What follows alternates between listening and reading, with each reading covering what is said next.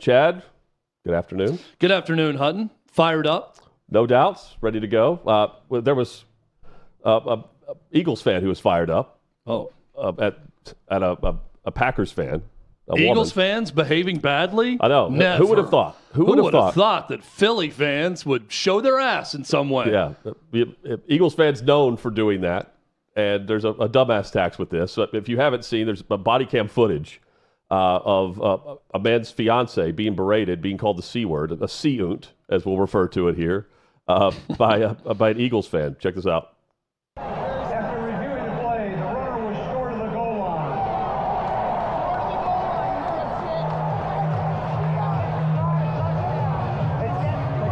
They got one more yard though. They're close. Yeah, but they're not in. It's not a touchdown. Yeah. So you don't jerk off, thumb in the air. Okay, well, don't call her. Don't. He's an ugly dumb. Cool. After the third quarter.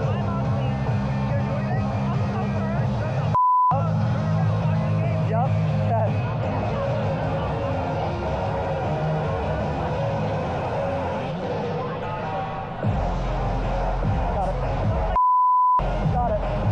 Yeah, so the fan, well, all of them fans, I guess, the Eagles fan who's calling the man's fiance an ugly, dumb C word, fired today. Sacked from his job at BCT Partners, a consulting firm from New Jersey. East Brunswick, New Jersey. East Brunswick, New Jersey. We, the management of BCT Partners, have concluded the internal personal investigation regarding an employee who was caught on video outside of the workplace making highly offensive and misogynistic statements. In keeping with our company values, which we firmly centered on respect, dignity, and inclusion, we've decided to part company with the employee. This separation is effective immediately. There's a dumbass tax, Chad, that I like to refer to. This is one of those instances for me. Uncalled for. Philly fans, not every Philadelphia Eagles fan is like this. I've been on the sidelines for the Titans when the Titans went on the road against Philadelphia. It's Philadelphia and Baltimore for me, where they live up to every expectation you have of going above and beyond to show their ass. And this one particular Philly fan, well, he's doing just that. In an instance where we don't see, I don't see this at bars. You don't see this on the street. It's at sporting events where people bow up and try to act like Billy Badass. And it's like they think they're in pads, like they're on the field, like a player. That's where you can get away with it. In this case, he's not getting away with it. He's losing his job based on the body cam footage from the fiance, who's a social media content creator, wearing a body cam at the game, and he ends up posting it, and it goes viral. I mean, I'm not surprised by this. No, and bravo that he lost his job for this. I mean, how do you call it a dumbass tax? Usually that's when somebody gets their ass kicked. This guy deserved to get his ass kicked.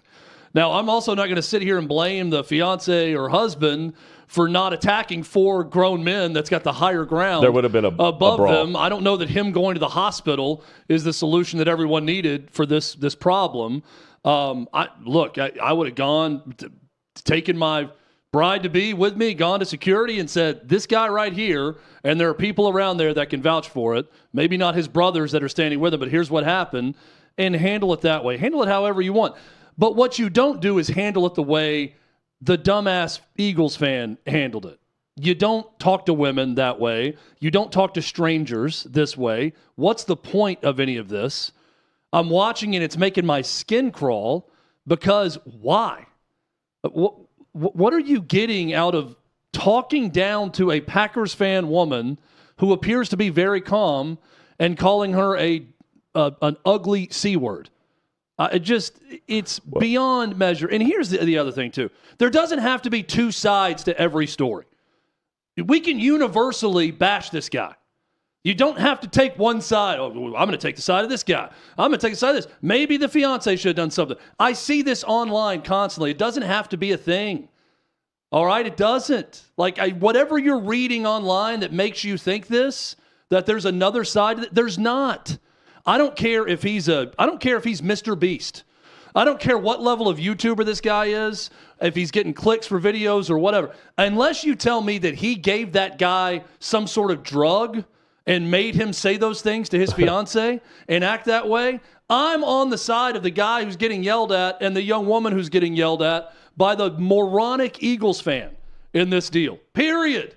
There's no other sleuthing that needs to go on. We don't need any investigations and anything else happening. That's what happened. It's on camera for everyone to see. It's not how anyone should behave. It's not.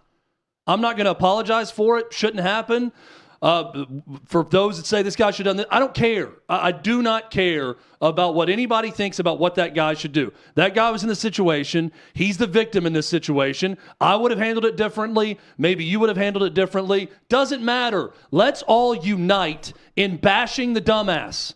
Please. Thank you. Well, I think by and large that's what's happened.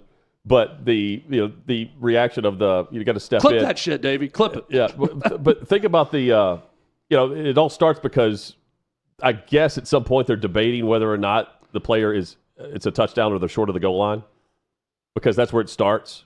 Short of the goal line.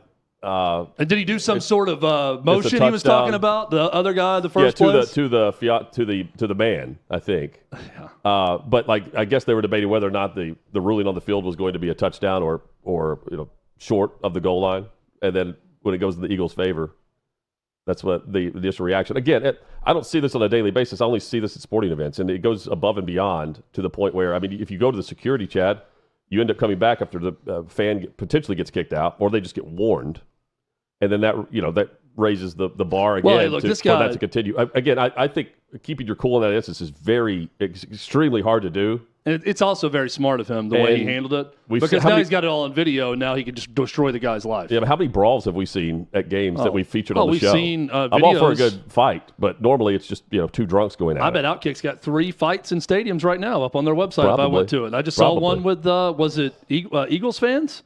Or Steelers? No, Steelers fans getting after it. Yeah. And guys got fired from their job for being in the video in the fight.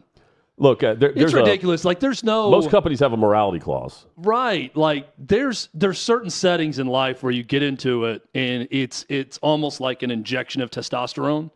It's very hyper energized in a way, I guess, in a masculine way. I can understand. It does not excuse though.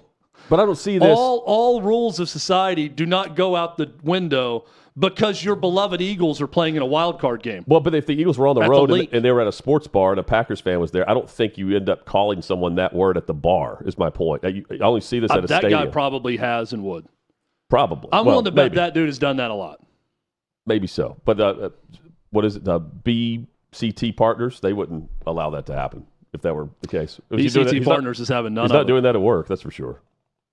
The Board of Advisory members, Michael Reingruber. Yeah. I'm going through their list of meanwhile all the leadership at BCT Partners right now. Dr. Janet B. Reed isn't having any of that. Janet Reed. That's right. He's not saying that to her. Yeah. Dr. Randall, a lot of doctors. Dr. Randall Pinkett certainly isn't having it. He may need to go read, this fan may need to go read the book that A.J. Brown was reading on the sideline to keep his cool next Inner time. Excellence? Yeah, Inner Excellence. I think a little Inner Excellence could have been good for this fan. Yeah, A.J. Brown just, chilling on the sideline. Maybe that took place right at the time the book was being read, Chad. Or one of his 3 targets was taking place. This guy has absolutely called A.J. Brown and every member of that Eagles team the same thing he called that woman at some point in those seats this season. If any drop pass, any overthrown ball, how many times has he called Jalen Hurts worse than what he called that woman this year? Probably many times. Probably.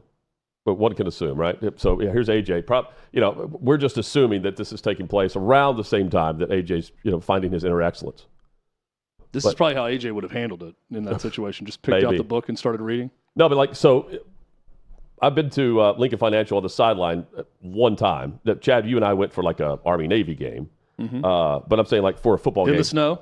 And started snowing right at kickoff. Yeah, I remember Delaney and a couple of other guys on the team, they were laughing at me because the fans actually knew my name.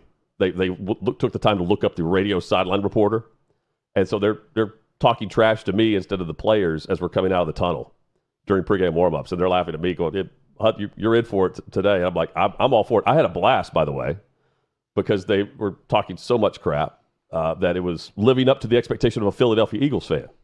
But it is Eagles fans that will, throw stuff at Santa. What if it was that dude that got fired from his job that was actually heckling you that day? He just got moved further and further back. They put him up at the upper deck. That looked like the upper deck that he was in there, close to the top of the stadium. Out of sight, out of mind. Sir, you can't sit in these high-dollar seats anymore. You got to stop heckling the opposing radio sideline reporter. And then they move him up to club. I didn't complain about it. And then eventually he's up in the upper deck. Then he's got to go to the top of the upper deck. And finally he's completely booted from the link for calling a Packers fan an ugly C word. I didn't have a problem with it. The natural progression of this man at BCT Partners. He threw me something that had BCT Partners Can on you it. imagine his applying for the next job?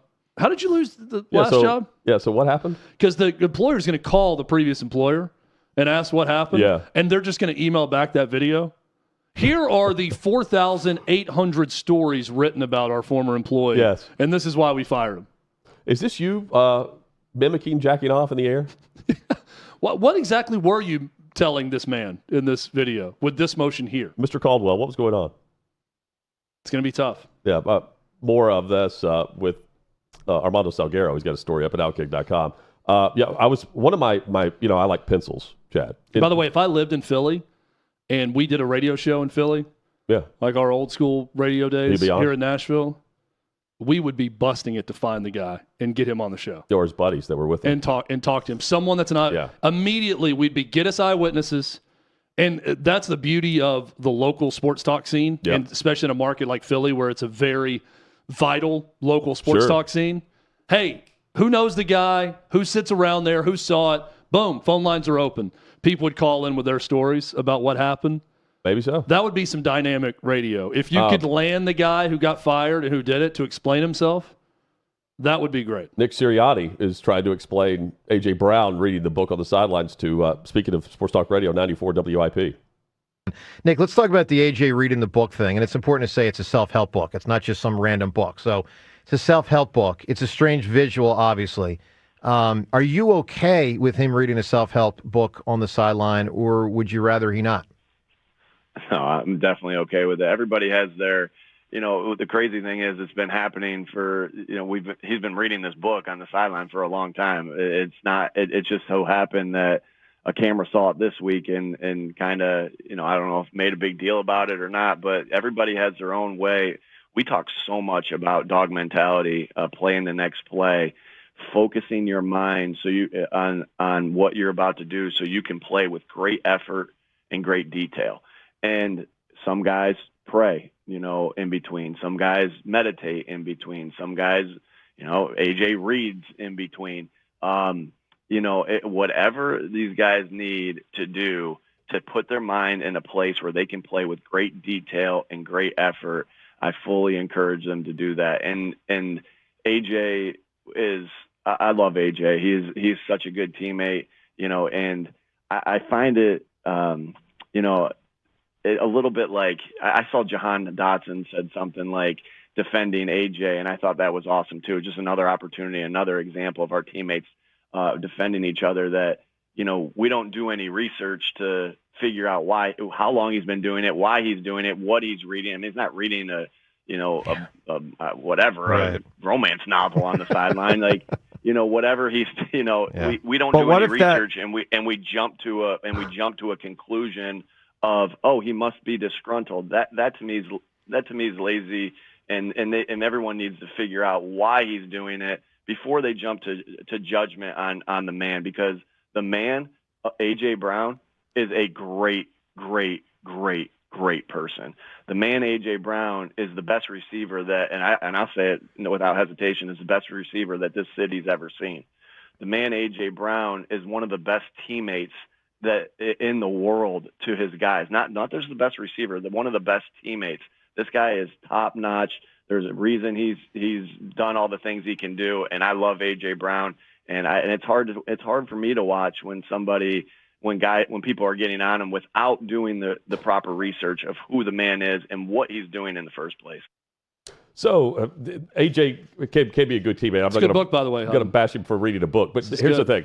This is good. This is totally normal. This is Nick Sirianni, Chad. I do this every day on the show. I read books every day. Just read books. Totally normal. Keeping your mindset This right. is just how people behave. This is Nick Sirianni, who, by the way, also went after his own fan base from the sideline. tried to keep Excellent book. tried to keep things together as much as possible in the middle of a playoff run, because there's always something beneath the surface going on with the Philadelphia Eagles the last 2 years. He's tried to keep it together before it just totally blows up. Yeah, this is he talked way too much. And it's not going to be. Yeah, he did. When you talk that much, what you're saying is BS. And he's trying his best to talk glowingly about A.J. Brown, who was here in Nashville. Chad and I have interacted with him. He's not a bad dude. He has to be frustrated with something going on personally in order to be himself. That's just always he came in with a chip on his shoulder from Ole Miss because he was a second-round draft pick instead of a first-round draft pick. And since then, he's always been pissed off for greatness in a way that gets him motivated.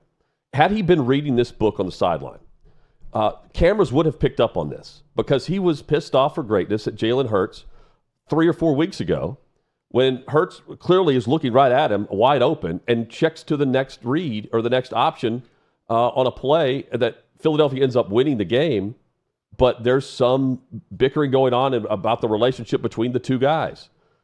He would have been reading this book then. I haven't seen it. This is the first time cameras are always on the sideline. And the first time that it's been picked up on is then. And also, you can see in the video, whenever he's reading the book, Chad, his teammates are kind of glancing over going, what is he looking at? They wouldn't be doing that if he's doing this on a normal basis. This isn't normal, but A.J. Brown is different. He doesn't go after teammates. He just mentions how certain things are not going in his favor. And this is another way to get attention for A.J., who's not crazy. But he is absolutely a diva. And he's one of the best wide receivers in the NFL that Nick Sirianni needs to keep on the path going towards positivity instead of breaking up and bringing up negativity to his team. He's not a bad guy, as you mentioned. Yeah. I don't know that anybody's claiming he's a bad guy, but I will say also he's not exactly a model teammate when things aren't going his way. And this is an example. This is petty. This is childish. He's not a guy who's just going to, get his chin up in the air and suck it up and just go about his business. He's going to outwardly subtweet people, for lack of a better term. That's what he's doing with the book. That's what he's doing with post-game references about the passing offense and everything else that's gone on. And I'm sorry, but for Nick Sirianni to treat it, the insides almost come out of me when I hear a coach try to pin this on the media. Oh, people are just making too much out of this. But guys read books on the sideline all the time. They meditate. They do all this stuff. This is nothing. This is overblown by the media. No, say less. Just say less next time. If you want to say, yeah, he's been working on an inner peace and bottling up that competitive spirit inside, so he had a book on the sideline to remind himself of that. We all love AJ, great competitor. Looking forward to him competing with us in the next round of the playoffs. Done. When you talk for that clip felt like 4 minutes. It was 2 minutes and 33 seconds. When you talk that long about something, then you're talking yourself into something that you don't believe. Nick Sirianni doesn't believe what he's saying. He knows that he's a distraction right now. He knows that it's petty and childish of A.J. Brown. He's not going to say that because he shouldn't say that. He doesn't need to go on a radio show and say that about A.J. Brown. Much like A.J. Brown doesn't need to be reading a book on the sideline because he's unhappy about getting one catch. So there's a lot of blame to go around here, but the media is not to blame on this one. Well, but that's the only way he can deflect this and keep it out of the locker room as much as he can without fueling it more in the middle of the week. Well, there's a bunch of ways he can say it without blaming the media. Well, but he could just say what I just said. I just laid it out perfectly. He's a great competitor. He read this book because he's been working on this. We look forward to competing with him. Boom, move on. But then it becomes more of a story during the week with other teammates. Coach said this is, again, it's so dumb that he it's doesn't just have to say it like we're mad at him for reading the book. Well, but it's more of what he said about him being disgruntled. He goes, we don't do any research and we jump to a conclusion of, we being the media, jump to a conclusion of, he must be disgruntled. He is disgruntled if he doesn't get the football. It's not jumping to a conclusion. He's told us right in ways that he's disgruntled. He showed it in his actions. And then guess what happens? He gets the football the next game. Whatever the over-under is for AJ this week, take the over on catches. He'll go off. And, that's any true number one receiver in the league, Chad, who complains about not getting they get the football the next week. And also, and he won't be. Who knows what book is going to be read now? I'll say this about A.J. Brown. Again, I don't think he's a bad guy, and I'd love to have him on my team if I was playing because he's a great receiver, and he's a tough competitor. For at least a year. Right. Also, the last time he bitched like this and caused a scene outside the locker room or around the team, they won the game. Right. Before. That's on A.J. like. I don't remember a lot of that. He was about winning first and foremost, and he would not go out of his way to do that after a win. Here's another one where they won in the playoffs and advanced, and in the middle of the second half where they're winning in the game, he's reading a book. He gets some blame here too. Well, but he's, again, it's more, the focus is on him instead of, he's not going after someone and causing a stir on the sideline. There's a difference between going up to somebody not physically, but like yelling at somebody, like getting in an argument with a coach or a teammate. He doesn't do that, but this is he's more pouting than he is argumentative. Does that make sense? It's pouting and it's bringing unnecessary attention on himself in a game that the Eagles win. But the thing is, you either put up with that and then he goes out and produces, which I don't know why he's only getting 3 targets, by the way. But I don't think Jalen Hurts is a great quarterback. I think that's the biggest reason why. Well, but Jalen Hurts is one of his good friends. Maybe not anymore. Maybe not anymore. Again, maybe there's still some underlying things going on there. But again, that's why I don't believe in Philadelphia Eagles football right now. They went off the rails last year. This year they didn't have that. But even though they're still winning games, there's some underlying issues that I can't just oversee and think, they'll get past this. Time to bet that team of destiny, the Rams, on the road. I don't feel good about that happening either, but you won the game. You're winning the game. You won the game the last time. But it's all going to work itself out for A.J. Brown. Maybe this is part of the argument why Saquon deserves MVP, Chad. And Mike Vrabel said a lot of good things about A.J. Brown, too, when he did an interview on Boston radio. A.J. he's an alpha. If you're a coach, you love those dudes. But your quarterback has to be one too, right? Like you have to have more than just him. Otherwise, he takes over the locker room. Like he's the leader of the pack. But again, he's not really leading. He just leads himself to more success, which is fine because at the position he plays, that's kind of what those guys are like. If you're a true number one, not everybody's Mike Evans. Is my point. Right. Another alpha is Mike Tomlin. So he had one of the greatest responses to a question about whether or not he was going to be the next coach at USC. Remember this? Oh, yeah. But he was just like, I don't want that. No. They don't have enough money. They don't have enough money. Yeah. No way in hell I would take that job or something like that. I would never coach in college football. Will he coach for any team, Chad, other than the Pittsburgh Steelers? I've said that, well, he should seek a trade. He has a no-trade clause. 3-year contract extension that goes into effect this upcoming year. Here's Mike Tomlin discussing just that. Mike, at least one team has reached out to inquire about your availability, understanding that you have a no-trade clause in your contract. What's your message to any team that may reach out to the Steelers to gauge interest or availability in your services? I have no message. Save your time. Great response. Quick. That's how quick Nick Sirianni should have been about the book, by the way. I love Mike Tomlin. I do too. I absolutely love the guy, and he said a lot more in that press conference. I love that he is, to me, 100% authentic in everything that he stands for, everything he's about as a competitor, as a winner, as everything. And I love that he doesn't sugarcoat things. Like, if you're a Steelers fan, you go back, and I've watched the entire press conference. That press conference is not gumdrops and rainbows. He's not handing out lollipops to Steelers fans, the media. He's saying this is not the standard. This is not good enough. And oh, by the way, I can't tell you that we have a solution for next year to make it a lot better. I'm not going to sit here and BS you and say that I got it all figured out. I got a lot of thinking and a lot of planning to do, and it's a very complex situation as to how we're going to get to where we need to be within the AFC. I love that. He's not on this propaganda train trying to get Steelers fans to believe they're going to go win the Super Bowl next year. He's not saying that at all. Now, some may not like that level of bluntness from a head coach, but I love it. Mike Tomlin, though, again, this is all a personal deal with him because he's got the decision to make if someone actually makes the offer. He says save your time to other teams. I say it may be a time for both, where if you could work out a trade, a fresh start could be good for both sides. If you are a Steelers fan, you must love Mike Tomlin. No doubt about it. What he stands for, how he talks, everything else. But the more this goes on, Hutton, and the more I hear the response to would you be the USC head coach, or what would you tell teams that could be prospective trade partners to save your time, this feels like he's a Supreme Court justice for the Pittsburgh Steelers. This almost feels like a lifetime appointment because I don't see him bottoming out anytime soon.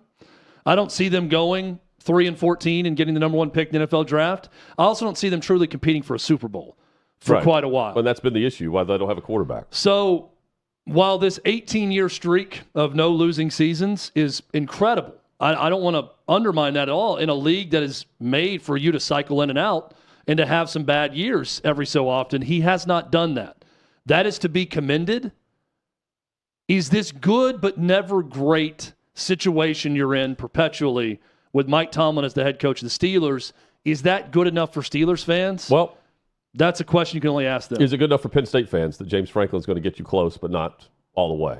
At some point, you have to continue to climb the ladder, right?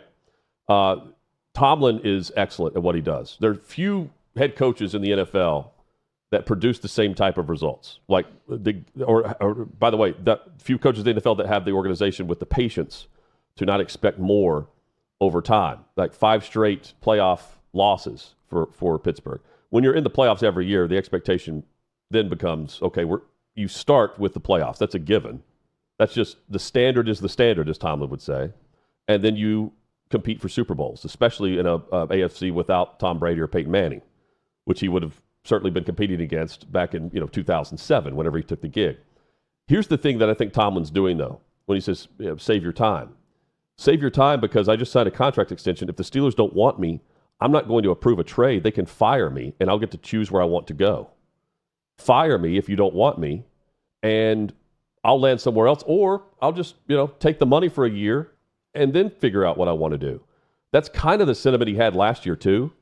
And he signs the 3-year extension. He clearly wants to be there, but there's still some friction that, the report was about the Steelers of whether or not they were planning on having long-term, continuing to have him as their coach. He said, the report said they're not planning to. It wasn't as adamant as Tomlin has been at the podium. So with that in mind, why approve a trade unless it's the exact organization you want to move on to when, you can take the money from the Steelers, who knows what the language is like in the contract for a guy who has a no-trade clause, and choose where you want to go from there.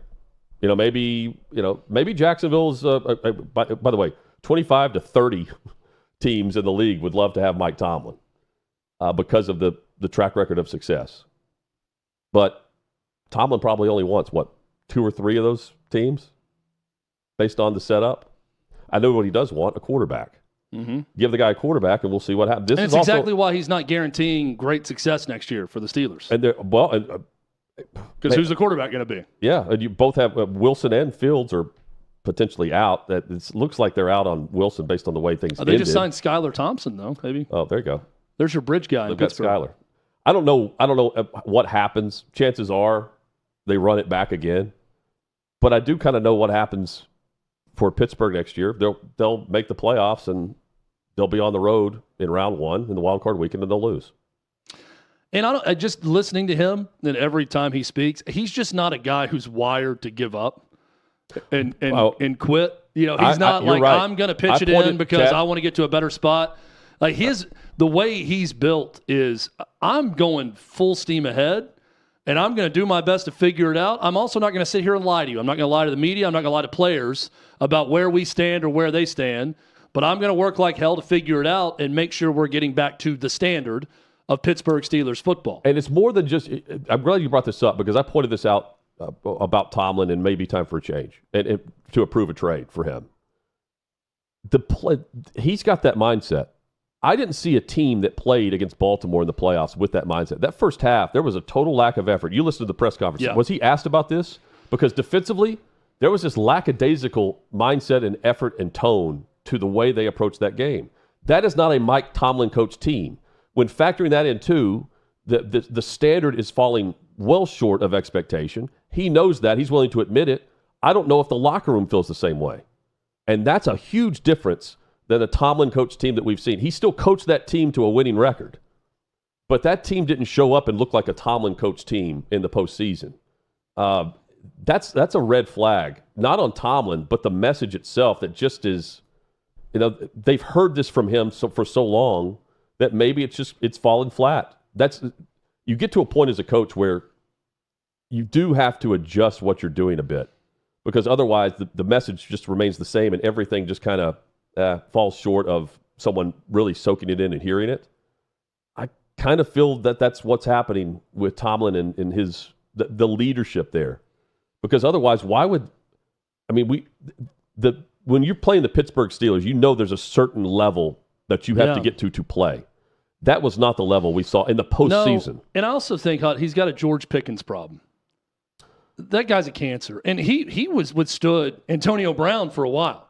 When Antonio Brown was a great player, it was fine. He kind of put up with some of it. I'm sure there's a lot that went on behind the scenes that we don't know about, but with him and Le'Veon Bell, those are really good Steelers teams. True number ones, too. Yeah, and they somehow they made it work. Now the report yesterday comes out from The Athletic. George Pickens arrived 25 minutes before the Christmas Day game against the Chiefs after he'd already put out the inactive list and was told to get there more than 2 hours before the game. All the players. He's dogging it at times in games. I mean, there are trusted NFL analysts that are going on during the game saying this is just a lack of effort by George Pickens on certain balls. And he's supposed to be your number one. Antonio Brown goes out there and balls out, and he's still, what he is off the field or on the sideline. You see what I'm saying? Pickens isn't that number one guy. If it's not a complete 180 from George Pickens and that's allowed to continue, that will creep in everywhere and will be his demise. But it may be already set in, because but the way they looked at the playoff, you've got to get rid of that guy this offseason if you're Tomlin. You can't allow it to. Chances are, if it continues, it's continued to a point where I think the decision's made. Post game, he's even saying he's not optimistic about the future of the Steelers. Yeah, even if they I absolutely love his level of honesty. And you're right about the other thing too, is that there are a lot of teams that would gladly trade their head coach for Mike Tomlin. And right now, trade their head coach and give up future first rounders. Like a John Gruden-esque. We saw that from the Oakland Raiders to the Tampa Bay Bucks, and they went on to grab the Super Bowl. If you are the Tennessee Titans, the number one overall pick, would you like to have right now Mike Tomlin running the football side of things with a quarterback to take at number one that could be the franchise quarterback? Yes. That he hasn't had since Ben Roethlisberger got old? You have identity. Yeah.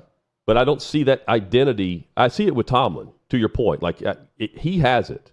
He's still Mike Tomlin. I don't see that same, the same tone, the culture. I don't see that there. Well, the comp I made earlier this week is Andy Reid. Another guy who coached in the state of Pennsylvania who had a lot of success with one job and then later on left for another and had even more success. I don't know that Tomlin goes on to greater success, but their records are very similar. Tomlin's record's even better overall than Andy Reid. Andy Reid, though, had more playoff success, even though he had Donovan. Even though Tomlin won a Super Bowl and Andy Reid didn't overall, Andy Reid made 5 NFC Championship games in his time in Philly and just really couldn't get over the hump, got to the one Super Bowl and lost that Super Bowl to the Patriots, couldn't get over the ultimate hump. Mike Tomlin is just good enough to get you a winning record and get bounced pretty easily in the first round right now. That's who he is. Therein lies and that's where the Steelers are. They had their most playoff success with Big Ben, rightfully so, at the quarterback. But during that era, they're running into Peyton Manning and Tom Brady. And those were the representatives of the AFC. That's who was going to the Super Bowl. Without them there, they're not winning games. It's the same thing that Phillip Rivers ran up against in his time as a great quarterback. Tomlin's still getting you there with Kenny Pickett and Mason Rudolph. And Russell Wilson, who once again, end of the year, looked old. Yes. Holy cow. When that weather gets cold, man, oh man, that guy looks elderly on the field. He looked good at times this year, but when that temperature goes down, you think he looks like me taking the trash out on a cold night. So that's the way he looks playing the game. Are you mimicking taking the trash out? I move similar to Russell Wilson. Russell Wilson, far better athlete than I. But when I take the trash out after dark, when it's in the teens outside, Are you going through the mechanism in the I house? move the way Russell Wilson tries to avoid a sack and roll out of the pocket. It's a similar shuffling of the feet and movement where he doesn't look quick enough to get away from anyone. Aaron Rodgers looked that way coming back from the Achilles injury this year. Yes. Where his feet were just stuck in cement. In quicksand. Could not get out of it.